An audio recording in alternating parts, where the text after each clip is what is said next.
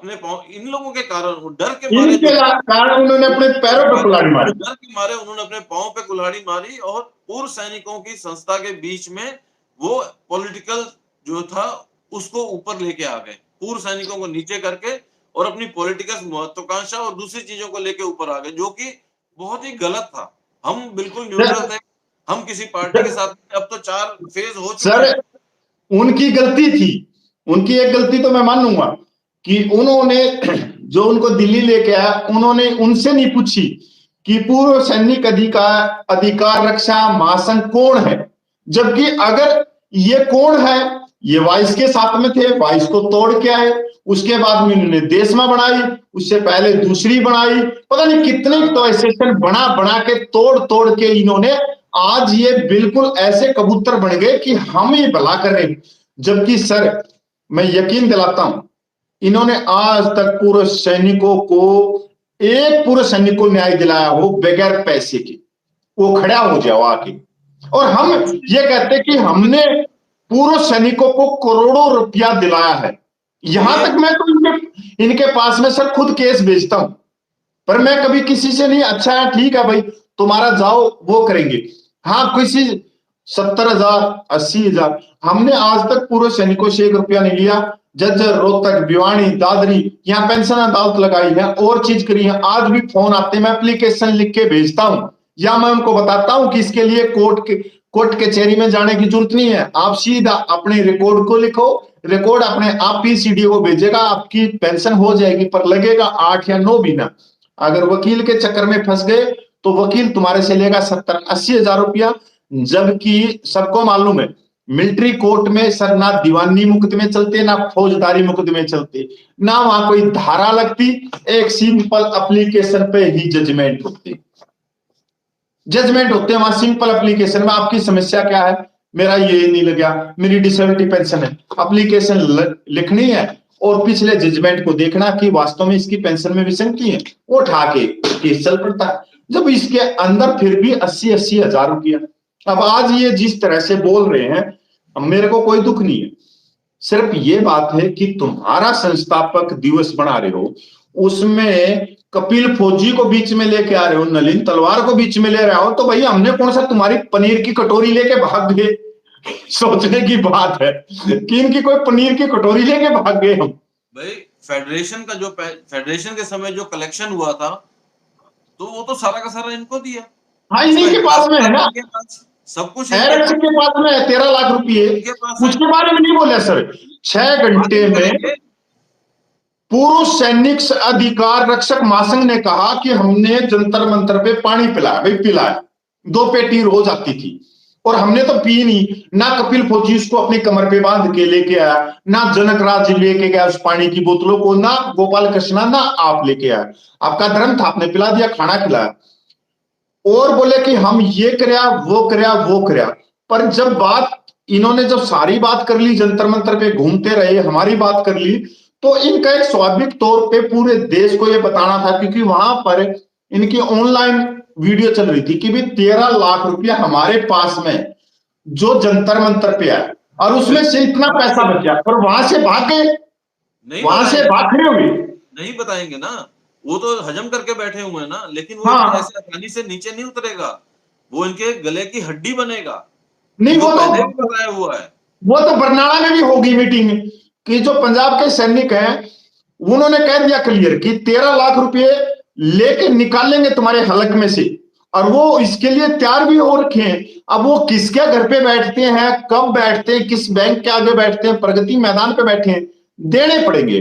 पर सर एक चीज देखी मैंने, एक से बढ़कर एक कलाकार आए हुए और सारे एक विशेष राजनीतिक पार्टी से जुड़े हुए, पर इन्होंने ऐसी ऐसी बात करते हैं उसके अंदर कि ये चीजें वो चीजें, जबकि मैं इनको भली बात ही जानता हूं कि इनको जो सैनिकों की विसंगतियां उसके बारे में क ख ग का भी नहीं पता, पर बात इतनी लंबी करते हैं, सिपाही की पेंशन का ज्ञान नहीं, और पेंशन की बात करते हैं अमेरिका वाले सैनिक की। क्या है यार इनके अंदर क्या दिमाग? जो आप लिस्ट निकाल रहे हो ना कपिल जी, 2 लिस्ट निकाल चुके हो, तीसरी लिस्ट में इन सब का भी नाम जोड़ो।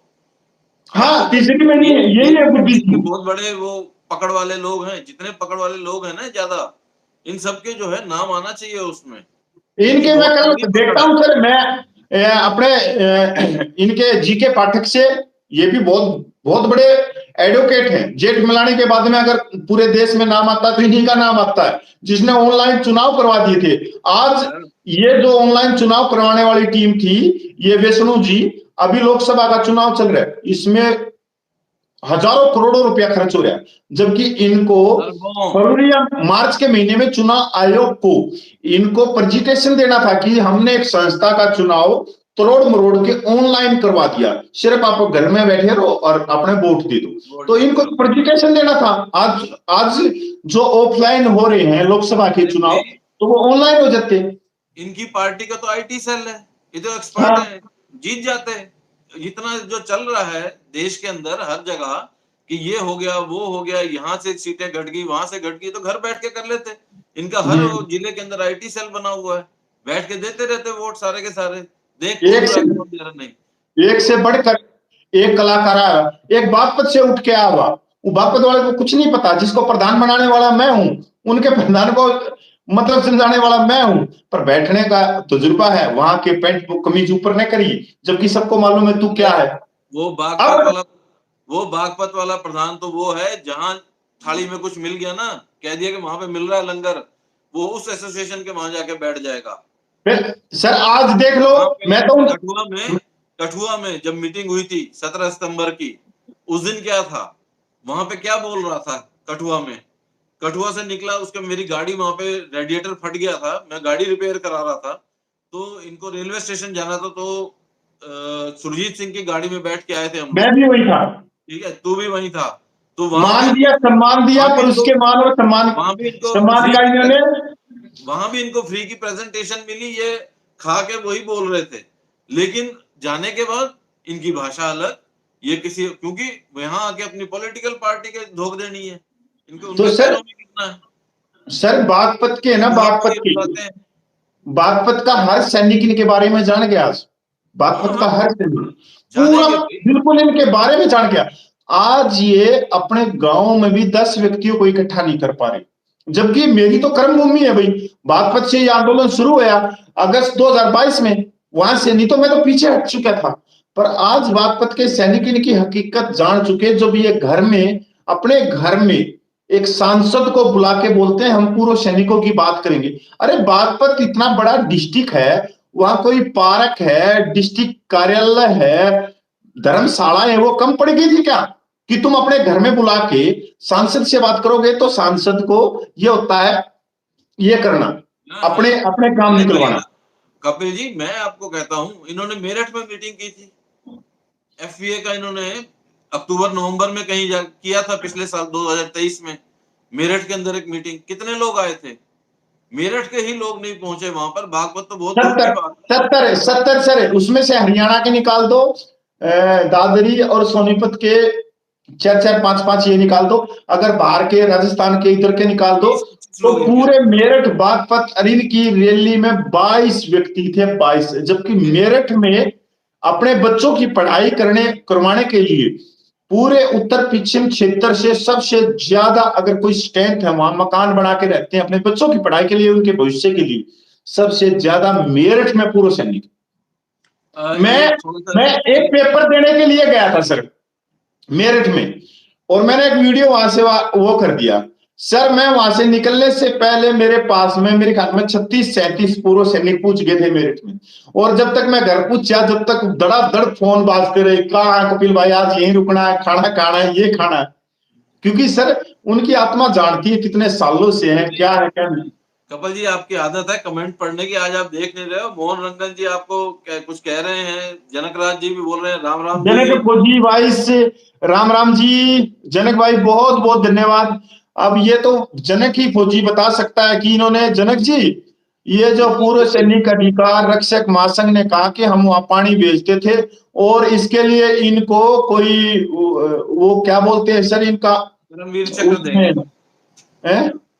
परमवीर चक्र देंगे इनको, उसके लिए परमवीर चक्र हो या पद्म भूषण हो, कुछ और हो, नहीं तो वो रिकॉर्ड कौन सा होता है जिसमें वर्ल्ड रिकॉर्ड होता है? Guinness world record.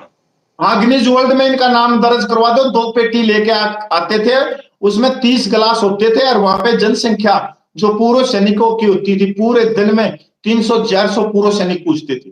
अरे मतलब ये फर्स्ट क्लास के ऑफिसर जो आज सिविल सर्विस कर रही ये पानी के ऊपर चल पड़े। मैं कहता हूं ये कि इनका जितना खर्चा भाई, होया है भाई ये मानसिकता की बात होती है। अधिकारी आज भी कहते हैं कि सिपाही और इसको जो है हमारे क्या बोलते हैं इसको जेसीओ जवानों को बहुत तनख्वाह मिल रही है, ऐश कर रहे हैं, हमारी पेंशन कम आ रही है, हमारी पेंशन और बढ़ाओ, उसी के तो लड़ रहे हैं। ओआरओपी भी ले लिया, एनएफयू भी चाहिए, तो वही चक्कर है भाई, वही चल रहा है इन लोगों का, और कुछ सर। नहीं है।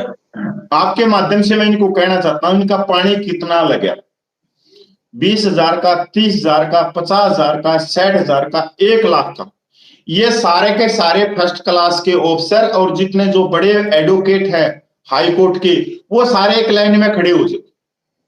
मैं कपिल फौजी इनको अगर इनका 1 लाख रुपया लगा है तो मैं 2 लाख रुपया इनको दूंगा और पूरे देश को दिखाऊंगा कि अरे ये भाई, वो महान हरिश्चंद्र 24 कैरेट के गोल्ड हैं जो पानी पिला के ये कहते हैं कि देखो हमने कितना पैसा, अगर इनमें हिम्मत है तो मैं देने के लिए तैयार हूं। जब मैंने आप अरे जैसों भाई, से उधारे लेने पड़े पैसे। जेसीओ जवानों का 13 लाख रुपया दबा के बैठे हैं।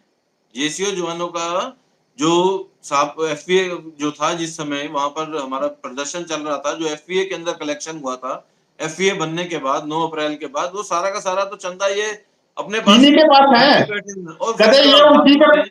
कहीं उसी का पनीर खा रहे हो और जब उसी पनीर खा रहे हो तो उसमें बीच में कपिल फौजी को लिया क्यों है नहीं तुम, बोलते, इनकी सबका क्यों को नहीं लिया है। फंसी हुई, इनके गले में क्यों फंसी हुई है वो 13 लाख, नहीं निकलता कि कहाँ दबा के बैठे हुए हैं, क्यों नहीं बोलते उसके बारे में, क्यों नहीं बात की कि हम दबा के बैठे हुए हैं जवानों का पैसा अपने पास। मोहन रंगन नारायण तमिलनाडु से कह रहे हैं मैं भी था फार्मिंग आरज राम राम सर जी, अवधेश सिंह अवधेश एक्सपोजी सबसे ज्यादा फुर्काबाद संदीप जी दिल्ली से, बिल्कुल सही। ये पालम के अंदर मैं इनको जानता हूं, ये सारे जो एडवोकेट हैं ये सर मैं आप लोगों से पहले से जानता हूं, मैं खुद पालम से हूं 7-8 साल से। ये बहरूपीय है, ना इन्होंने कभी किसी सैनिक का भला किया ना कभी किसी सैनिक की पेंशन ठीक करी। इनको ज्ञान नहीं है, इनको ज्ञान है सिर्फ कोर्ट कचहरी का कि किस तरह से पैसे लेने लो भाई। और कल के दायरे में पालम से ही सर अगर मैं इनका नाम खोलूं ना पालम में जाके, मैं पालम में जाके इनसे ज्यादा मैं पालम में जाके इनसे ज्यादा पूर्व सैनिक इकट्ठे कर सकता हूं सिर्फ एक कमेंट पे। और इन्हीं की जो ये वहां पे प्रगति मैदान में लेके बैठे हुए थे उन्हीं में से बाहर निकलते ही फोन आ गए मेरे पास में से, यार कपिल भाई ये तो तुम्हारे को गाली दे रही है। अरे मां सर मैं क्या बताऊं, इनसे ये पूछो हम इनकी पनीर की कटोरी लेके भाग गई क्योंकि हम सच हैं। हमने ये बताया कि ये बहरूपीय कलाकार के कलाकार है, एसी रूमों में बैठ के पूर्व सैनिकों की मांगों को पूरा करवाते हैं और हम सड़क के ऊपर संघर्ष करते हैं, सड़क के ऊपर लाठियां खाते हैं, सड़क के ऊपर पूरे देश को जागरूक किए। इनकी पढ़ाई और हमारी पढ़ाई में बहुत ज्यादा अंतर है। ये तो हमारी ये एप्लीकेशन नहीं लिख सकते, ये चाहे कोई वकील हो, कानून की पढ़ाई मैंने खुद कर रखी है सर, इनका कहाँ का वो है। हाँ घूमते रहते इधर उधर। मैं अगर चाहूं सर, जितने डिसेबिलिटी केस हैं जिसके ऊपर ये रईस बने फिर रहे हैं, चाहे वो दिल्ली का एमएलए हो जो द्वारका से है, उसने किस चीज में वो कमाई की है, कैंटोनमेंट से हाँ कॉपी पेस्ट के अंदर तो की है, हाँ डिसेबिलिटी कॉपी पेंशन पेस्ट है। लेके सारे कॉपी पेस्ट के हैं। मोहन हाँ रंगन जी आपको मैं बता चुका हूँ सारी, अपने पूरे सैनिक समाज के अंदर मोहन रंगन जी मैं खुद बता चुका हूँ कि इनको, इन नालायकों को एफबीए के अंदर लाने वाले आप थे। ये आपके थ्रू आए थे, आपको याद होगा 12 ये मोहन मार्च रंगन गए थे प्रगति मैदान में बिस्कुट हाँ खाने, यही लेके आए इनको मोहन ये रंगन जो है, साहब। प्रगति ये हरियाणा आए, हरियाणा से पंजाब गए फिर हिमाचल गए, उससे पहले ये बिस्कुट खाने के लिए प्रगति मैदान में पहुंच गए। मोहन रंगन साहब को याद हो तो। मोहन रंगन साहब सॉरी की बात नहीं है, मैं उसके लिए नहीं कह रहा। आपको याद होगा 12 मार्च को ये बहरूपिया आए थे, यही राजदीप वर्मा, इसके साथ में वो वेटरन इंडिया वाला, वेटरन इंडिया वेटरन आईवीओ, हाँ आईवीओ वाला भी था, वो टोपी लगा के वो मेरे को पहचानता नहीं था, क्योंकि कोई भी नहीं जानता मेरी फोटो, मैं आता ही नहीं हूँ कभी। अब बोलना शुरू किया है मैंने, पहले तो कभी मेरा नहीं आता था। और ये लोग वहां के कितनी लंबी लंबी फेंक रहे थे और मैं साइड में हंस रहा था, और फिर बाद में साइड चला गया कि अगर मैं मुंह खोलूंगा तो इनकी यही बेइज्जती हो जाएगी। जबकि 12 मार्च को मेरे लिए मेरे जनरल सेक्रेटरी ने आउट ऑफ बाउंड किया हुआ था कि आप जो है वहां पे जंतर मंतर नहीं जाएंगे, क्योंकि कुछ ना कुछ अगर बोला गया मंच से, आप आगे से जवाब दे दोगे और गड़बड़ हो जाएगी। मैंने अपने रिस्क लेके आया था कि मैं मुंह नहीं खोलूंगा, जो हो रहा है देखूंगा, मजे लूंगा। और ये लोग आपसे मिलके बातें करने के लिए आए थे। उसके बाद में हम लोग इनके पास, इनके वहां प्रगति मैदान में भी गए थे। जितना ये लोग मीठे हैं, मैं एक चीज और बताना चाहूंगा भाई लोगों, आप सबको, इन लोगों से मिलोगे तो इनसे मीठा इंसान कोई नहीं मिलेगा। और जो जितना मीठा होता है ना, वो शुगर की बीमारी है। वो शुगर मतलब की। वो आपके लिए जहर है, जहर। जो आपके साथ मतलब ऐसी भाषा में बात करे, अक्खड़ भाषा में बात कर रहा है, सब कुछ कर रहा है, वो दिल से साफ होके बात कर रहा है, आपकी बात ये का जवाब सर देगा, कमेंट ध्यान बहुत रखना, बढ़िया आया कोई हुआ ना है। कोई साथ देगा। सतेंद्र जी का कमेंट आया हुआ है, बहुत ही अच्छा लिख रही हैं। सतेंद्र जी कह रहे हैं मैं नजरगढ़ से हूँ। कपिल भाई मैं इनको, सर मैं सतेंद्र जी को जानता हूँ और आप भी जानते हैं। ये लिख रहे हैं कि ये वही व्यक्ति है जो सारी संस्थाओं को तोड़ फोड़ करके, ये कलाकार है जो प्रगति मैदान में जो हुआ है। मेरे पास में भी इनका फोन आया था कि भाई वहां पे आ जाओ। मैंने इनको कहा कि तुम एसी रूमों में बैठ के जो मीटिंग कर रहे हो, कभी तुम जंतर मंतर पे भी बैठ के कर लो, हमने क्या दिक्कत है कि हम वहां पनीर खाएं और हमारी सैनिक विधवाओं के चूल्हे नहीं जल रहे, तो हम एक दिन के लिए जंतर मंतर पे ही चाय और बिस्कुट खा लेते हैं, स्थापना दिवस भी हो जाएगा। देखो ये बात है। नुमले और आगे लिख रहे हैं कि तुमने बिल्कुल इनको नंगा कर दिया। सर सतेंद्र जी आपको प्रणाम है, हमने कोई नंगा नहीं किया। हम इनके ऊपर नहीं बोलना चाहते थे। जब ये इनकी पनीर खा रहे थे, ये तीन तीन तरह की सब्जियां खा रहे थे, दाल खा रहे थे, अच्छी अच्छी रोटियां खा रहे थे मक्खन के साथ में, तब भी ये हमारा नाम ले रहे हैं वहां बैठ के एसी रूम में भी, जब इतने ठंडे होने के बाद में भी। तो फिर तो जवाब हमारा देने का बनता है बिल्कुल इनको। बिल्कुल। हमें मतलब कारण क्या है कि साबका का एक ये बदला हुआ रूप है। साबका का ये एक बदला हुआ रूप है कि एक जमाना था हमारे को इसी तरीके से, चाहे वॉइस ने धोखा दिया, उस समय मैं वॉइस में था, मैं उसके लिए माफी मांगता हूँ, कई बार मांग चुका हूँ, फिर मांगता हूँ। उस समय धोखा दिया हमने, मैं वॉइस में था जब साबका को हमने धोखा दिया। उसके बाद मैं साबका के साथ जुड़ गया, अब तक साबका के साथ हूँ। और ये सब चले जा रहा है। इसके बीच में भी कई संस्थाएं आई जिन्होंने धोखा दिया, जैसे कि एफईए बना उस समय, लेकिन हम लोग इतना नहीं बोले। मगर अब पानी जो है सर के ऊपर हो चुका है, मतलब नाक से भी ऊपर जा चुका है, आंखों से भी जा रहा है अंदर। नहीं सहन करेंगे। आप साबका का नाम लेके अपने ही पॉलिश नहीं कर सकते, अपने आप को नहीं चमका सकते कि आप कुछ नहीं है, आपने कुछ नहीं किया, आप ग्राउंड के अंदर उतर नहीं सकते हैं, आपके अंदर हिम्मत नहीं है कि वहां पर आप चैलेंज है। जंतर मंतर पे बैठ सकें। मैं चैलेंज करता हूं भूदेव वैष्णव से, अगर एक साल एक साल 11 महीने, एक साल 1 महीना 3 दिन हम वहां पर हमने धरना लगाया है, ये बता दे, ये बता दे कि वहां पर कितने घंटे के लिए आया, क्योंकि उसी के अंदर कुछ लगेगा कि ये 30 घंटे के लिए आया या 40 घंटे लगे। दिन तो 4-5 से ऊपर नहीं है। ये 2-2 घंटे, आधे घंटे के लिए आके वहां क्या इंस्पेक्शन करने के लिए आते थे क्या? ये तो अधिकारी बन तीन के ही दिन आए हैं, 365 दिन से ज्यादा हो गया, 3 ही दिन।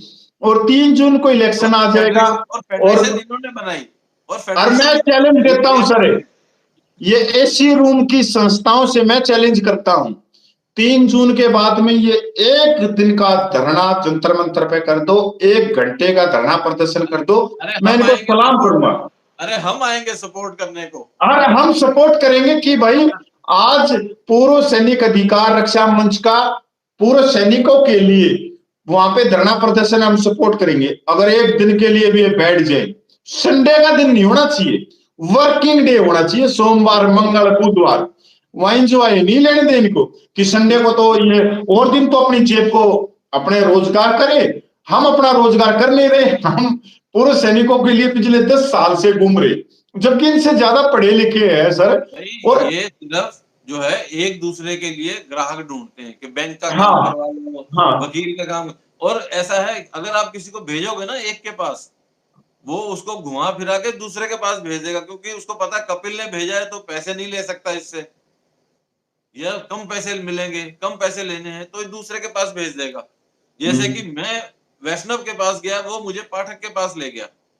अरे भाई, तू भी तो बहुत बड़ा वकील है, खुद को हाई कोर्ट का वकील कहता है, तूने क्यों नहीं यज्ञ प्रताप सिंह का केस लिया कि हाँ भी ये हम नहीं ले सकते, इनको पता ही नहीं था। तुम, अरे नहीं, तुम वैसे क्लेम करते थे बड़े बड़े केसों का, तुमने क्यों नहीं लिया यज्ञ प्रताप का केस? मुझे उसके पास ले गए घुमाने के लिए ना, वो सिर्फ मेरे को घुमाने की बात हुई ना।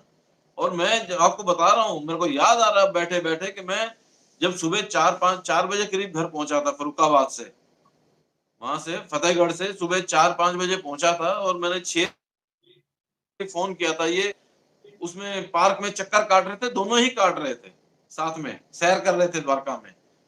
और उसके बाद मैं 10-11 बजे पहुंचा हूं तो इन्होंने तमाशा ही अलग कर दिया। उसके पास ले गए, उसने मेरे को हाथ खड़े कर दिए। मैंने कहा ऐसी की तैसी तुम्हारी। मैं इतना मायूस हुआ, इनको मेरी शक्ल से पता लग गया कि एक बंदा रात भर गाड़ी चला के आ रहा है, उसके बाद भी किसी पूर्व सैनिक की मदद करने के लिए हमारे पास आया है। क्योंकि मेरा तो कुछ नहीं लगता वो लड़का, यज्ञ प्रताप मेरा क्या लगता है? वो कहाँ, रीवा का रहने वाला, मैं पंजाबी आदमी, मैं दिल्ली का मालवीय नगर का रहने वाला हूँ। मेरा उसका ना कोई जान पहचान ना कुछ। उसके लिए हम 4 महीने वहां रह के आ गए। इसी भूदेव वैष्णव को मैंने कहा था कि सर आप हमारे साथ चलिए, वो लड़का हिंदी बोलने वाला है और कोर्ट के अंदर भी हिंदी चलती है। लेकिन कौन आया? केरला से एक हमारा एक्स हवलदार जो है, वकील जॉर्ज, वो वहां से उठ के आया इस यज्ञ प्रताप का केस लड़ने के लिए। इस और ये भूदेव वैष्णव ने मना कर दिया दिल्ली कि से मदद करने के लिए वहां नहीं गई। मेरा अपना पर्सनल केस है, क्योंकि इनको लड़ना ही नहीं आता होगा, या तो डर के मारे नहीं गए। ये सर कुछ नहीं है, ये इसी रूमों में बैठ के और सिर्फ बातें गढ़ना जानते, बकलोली करना जानते, इसी रूमों से बाहर नहीं निकल सकती। बिल्कुल। और आज तक सबका सैनिक संघर्ष कमेटी ने पिछले 15 सालों से अपना संस्थापक दिवस नहीं बनाया। ये भी कमेटी है। आप काम करने की बात करते हैं, नहीं आप काम करने की बात करते हैं। मोहन रंगन सर को देखिए, 70 साल की उम्र है, वो बुजुर्ग आदमी वहां से चेन्नई से उठ के 15-15 दिन हमारे साथ रह के गए हैं, उससे ऊपर रह के गए हैं। ये लोग दिल्ली में रह के एक दिन पूरा नहीं आके बैठ पाए कि सुबह 9 से लेके ये किसी 4 बजे पेंशन तक। के बारे में भी ज्ञान नहीं रखते सर, ये कॉपी पेस्ट है सारे के सारे। उसका जजमेंट आया, उसका जजमेंट लगा दिया। मोहन रंगन अपना पैसा खर्च करके पूरे देश के अंदर चक्कर लगाता है।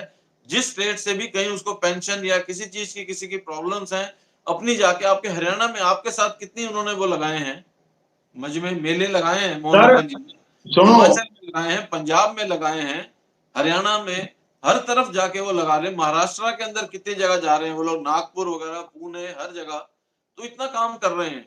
और ये लोग यहाँ बैठ के भी पैसे ऐंठने के लिए, और नाम किसका लेना है लास्ट में जाके? साबका का। साबका का नाम क्यों ले रहे? अपना करो ना यार। सर ये जब ये धरना में चल रहा हूं मैं भी, इनकी माखी मरवा दूंगा मैं। ये जो 70-80 हजार रुपये लेते हैं ना, एक छोटी छोटी एप्लीकेशन के 70-80 हजार रुपये, अपनी तो सीधी सी फीस होगी 1000 या 1500 रुपये जो कागज कार्रवाई है। मैं तो वैसे ही फ्री घूम रहा हूं। इनका ये कॉपी पेस्ट में माहिर है तो मैं इनका भी 10 गुना कलाकार हूं। मतलब इनकी जो इनके अलावा भी जितने है ना, ये चल रही है दुकान में। जिस दिन मैं एफटी में बढ़ूंगा उस दिन इनकी सारों की दुकानदारी बंद होनी। इनकी दुकानदारी पे कति बैन ला रही है, और इस पे मेरा बहुत ज्यादा दिमाग भी चला हुआ। पर क्या करे, भी एक संघर्ष है इसमें चला हुआ। पर मैं जल्दी ही बढ़ने वाला हूँ, अगले साल मतलब 1 साल के अंदर 6-7 महीने के अंदर सारे रजिस्ट्रेशन मेरे सारे कंप्लीट हो चुके हैं, सब कुछ करवा रखा है। पर ये पहले धरना है, क्योंकि वहां में अगर घुस गया तो फिर मैं इसमें ध्यान नहीं दे पाऊंगा। तो अभी थोड़ा सा एक 2 कदम पीछे लिए तो 2 कदम आगे लेंगे जुलाई में, फिर उसके बाद में चलेंगे। सर बहुत ज्यादा टाइम हो गया। बिल्कुल बिल्कुल कपिल जी, मैं भी वही कहने वाला था, इसलिए मैं चलिए कह रहा था कि कपिल जी बहुत ज्यादा समय हो गया। आपका बहुत बहुत धन्यवाद हमारे साथ जुड़ने के लिए, और सभी साथियों को हाथ जोड़ के प्रणाम और धन्यवाद हमारे साथ जुड़ने के लिए, और अपने कमेंट्स और अपने दिल की बात यहाँ पर रखने के लिए। आगे भी इसको शेयर कीजिएगा दोस्तों। हम शुरू में नहीं कहते हैं, आखिर में कहते हैं। जो भी हैं चैनल को लाइक एवं सब्सक्राइब जरूर करें। जय